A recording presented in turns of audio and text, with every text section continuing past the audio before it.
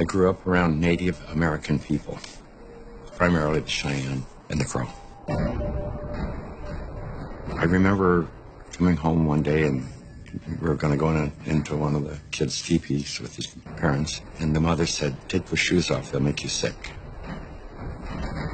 It was just strange why she would say they would make you sick. Well, I wouldn't have had a clue at that time. In simple terms, grounding is literally putting your bare feet on the ground. When you do that, you're in contact with the Earth, and Mother Earth is endowed with electrons. And these electrons are literally absorbed through your feet. It's like taking handfuls of antioxidants, but you're getting it through the feet. Grounding means connecting to the Earth to support the specific function of the organs of your body. It supports the body as a whole, but it specifically supports organ systems down to the tissues and the cellular function of the entire body. In 1960, we invented synthetic materials. The first thing we did was we put rubber sole, synthetic soles on the shoes. We started wearing sneakers. So it's the most common sense thing that we are organisms that live and grow and depend entirely on the Earth while we're alive. And yet we have completely isolated ourselves from it. We're so disconnected that it becomes this weird thing if we actually slip our shoes off. 95% of people walk insulated on the Earth. This was the single thing that happened that probably caused the proliferation of inflammation-related health disorders far and above anything else. This is so incredible. This is Nobel Prize material. I got involved in the cable industry in the early 60s. I first learned the need to ground cable signals as we were developing the industry. When you run a wire into the house, before you can go into the house, you have to ground the cable. I mean, you have miles of wire hanging up there in the air. If there's lightning in the air, it's going to hit the cable. And so what you want to do is create a path to ground for the lightning so that it doesn't enter the house or blow up the TV or create a fire. One day I was sitting at a computer and the computer kept crashing. I knew it was static electricity, so I put a piece of tape across my desk and grounded it. Then I realized in that process that the outlet wasn't grounded, so I fixed it so that I could get rid of the static electricity. And I didn't think too much about it. I walked outdoors and I sat on a bench. This tour bus pulled up, and it looked like they had just been to one of these outlet malls, and white Nike shoes were on sale. It just dawned on me. I asked the question, I said, I wonder if it's possible that humans are, we're no longer naturally grounded. I wonder if these shoes could be interfering with us. So that night, I went to the hardware store and I bought a roll of metal duct tape. And I just taped it across the bed. I threw a wire out the window. And it had a ground rod outside. I connected to the ground rod on one side, connected to the metal duct tape that I had laid on the bed. So when I laid down on the duct tape, I was like grounded because it was connected to the earth. And I woke up the next morning and I thought, holy cow, there's something going on here, because normally for me to go to sleep, I had to take Advil. So I tried to find out what I could. The internet was hardly anything. This was back in '99. Went down to the University of Arizona into one of their medical libraries, and there was nothing. And in fact, I even tried to find the cause of chronic pain. The cause of MS was unknown. The cause of arthritis, unknown. They didn't know. Nobody knew. So I thought, well, I'll go out to LA. I'll go to UCLA and ask them. They pretty much laughed me off campus.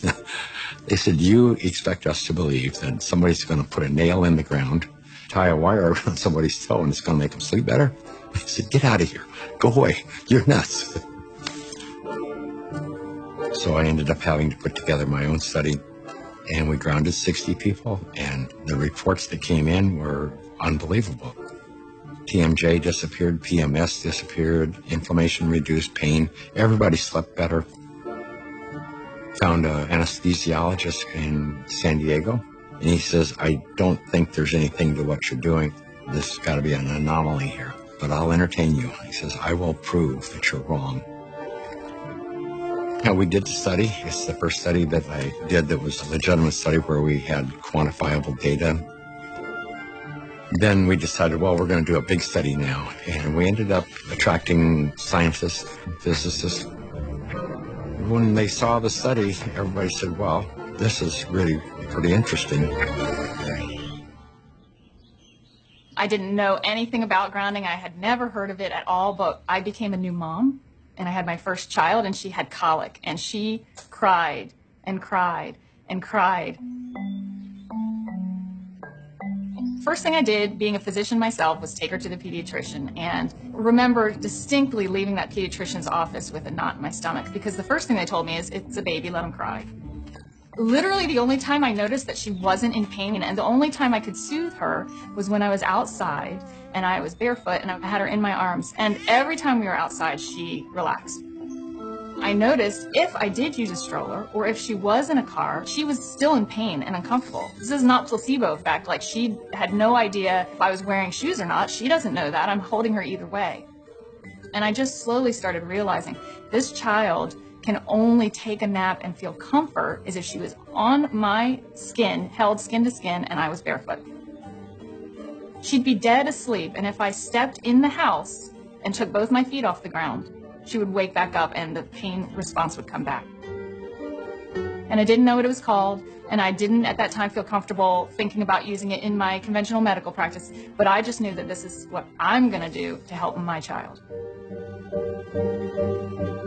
I was working with a mentor of mine, and she recommended that I ground my energy. I didn't know what she meant by ground yourself. So the first thing I did was go home and look it up on the internet. And through doing a search about grounding, I found Clint Ober's work and the book about earthing. And I realized that it's a real thing and a real healing modality with tons of medical literature behind it.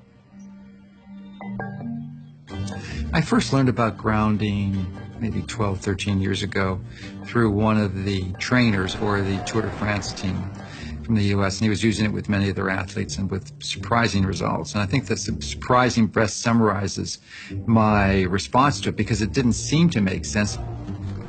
I think I became a believer once I started to explore the science. If you take a microscope and you look at a piece of wood and you go down, down, down, all of a sudden there's nothing there. There's molecules, but they're not even connected. What's holding them together? What's the force that's holding everything together? Our body is electrical. This is all electronic equipment. The heart, the lungs, the brain. I mean, this is electrical equipment. It's all electrical. Everything is electrical. Unbeknownst to us, we live inside a battery. The surface of the Earth is charged negatively, and the ionosphere, which is a layer of the atmosphere about 60 miles up, which is ionized by the sun, meaning that the rays of the sun are so strong that they split the molecules into a positive charge and a negative charge. The negative charge are transferred to the surface of the Earth through lightning mainly, and the positive charge stay 60 miles up. The problem arises when we don't have negative charge. We need grounding just as we need air and we need sunshine. Stephen Sinatra, who was a cardiologist from back east, was attending a convention. We sat down with Stephen and told him the story of what I was doing. Now he said, well, if you're affecting pain, he says, you need to be researching inflammation. You don't have arthritis, you don't have cancer, you don't have all these health disorders. What you have is chronic inflammation.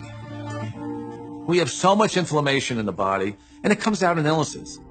We go to a doctor with all these complaints, but a lot of it is silent inflammation, including my specialty, heart disease. Heart disease is an inflammatory process. So how do we reduce inflammation? Inflammation is produced by neutrophils, which is a white blood cell. You have an injury, you have a damaged cell. And so these white blood cells come over and they encapsulate the damaged cell and they release reactive oxygen species, which rip electrons from the damaged cell, and that destroys the damaged cell. If there's not enough free electrons there to reduce the remaining radicals, they're going to steal an electron from a healthy cell and in the process damage it. Then the message goes out to the immune system and another neutrophil does the same thing, eliminates that cell, and then you end up with a chain reaction. ATP is short for adenosine triphosphate. It's the energy currency of the cell.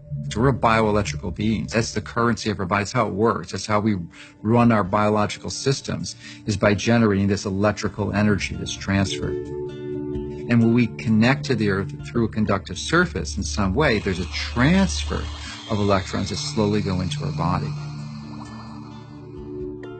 In situations where we are insulating ourselves from this surplus of electrons into our body, we're going to get the absolute opposite. So instead of having low levels of inflammation in a thin blood, we'll have thick blood that's more likely to clot, and our levels of inflammation tend to increase. You could take anybody who has chronic pain. It doesn't matter who they are. It doesn't matter what's wrong. And ground them, and you're going to have a significant reduction in pain. You're going to stop the oxidation or the inflamed portion. That stops almost immediately. Then the body can heal and return to normal. And healing generally is improved by 60-70%. If inflammation is the cause of all these health disorders, then I know that not grounding is the cause of inflammation, because if the body is grounded, you can't have inflammation. Can we measure the effects reproducibly? The answer to that is yes. We now have 20 studies. There's 21 published studies in the medical literature on earthing and grounding. And this is peer review stuff. In simple terms, what earthing does is literally it quenches the fires of inflammation. And if inflammation is the source of all root illnesses, including Alzheimer's disease, cancer, heart disease, diabetes, I mean, the list goes on and on. If you can impact inflammation and, squelch it, kill it, stop it, we're going to be healthier beings. So, why hasn't it caught on in mainstream? I can only say it will. There's a well-established, traditional, conventional system that relies on expensive intervention. So they'd like to perpetuate that, and they're not too interested in having some competition coming in for a lot less expensive to sort of sabotage their profit levels. Because their goal isn't to help humanity. Their goal is really, as corporations, is increase their profit. The question becomes, how much of an influence has lack of grounding been in the epidemic of disease that we have? Is this grounding a factor? The light switch went on, and I thought, we're doing things completely backwards here. A typical day for a child is completely ungrounded. Most children wake up sleeping on a bed that was not grounded in a house or a building or on a floor that was insulated from the earth. And then they go immediately into a classroom that's insulated. And even on recess, in the recess period, they go outside and are literally fenced in and are paved with asphalt. And then they have after-school activities, which are either indoors or if they're outdoors, they are literally required to wear protective gear. Then even if they're exercising for 2 hours after school, 100% disconnected from the earth.